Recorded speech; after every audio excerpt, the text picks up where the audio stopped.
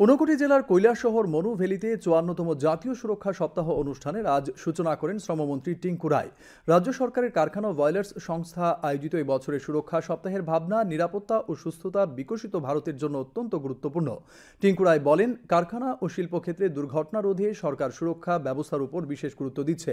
অনুষ্ঠানে এছাড়া বক্তব্য রাখেন কারখানা ও বয়লার্স সংস্থার মুখ্য পরিদর্শক সূর্যপাল মজুমদার, জেলা পরিদর্শক নিতাই সেন, জেলা শ্রম আধিকারিক রতন রায় প্রমুখ। শুরুতে সুরক্ষা শপথ বাক্য পাঠ করা হয়, পরিবেশিত হয় সাংস্কৃতিক অনুষ্ঠানও। আমরা যারা কাজ করি আমরা যেন সুরক্ষিতভাবে কাজ করতে পারি, এর জন্য আমাদের নিজেদের সংকল্প নেওয়া, সেটা আমরা করি না।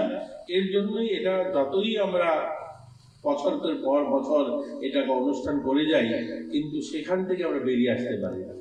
আমাদের সময় এসে সকলে মিলে সংকল্প নিতে হবে যে আমরা আমাদের কারখানায় যিনি মালিক কর্তৃপক্ষ তাদেরও সংকল্প নিতে হবে আমার কারখানায় যেন এই ধরনের দুর্ঘটনা কারো প্রাণহানি না হয়।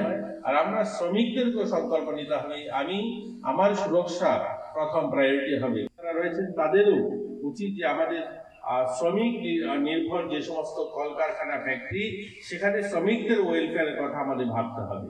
নতুবা কিন্তু আমাদের ফ্যাক্টরি কলকারখানা বাঁচিয়ে রাখাও আজকের যে সময় এসছে সেখানে আমাদের জন্য চ্যালেঞ্জ।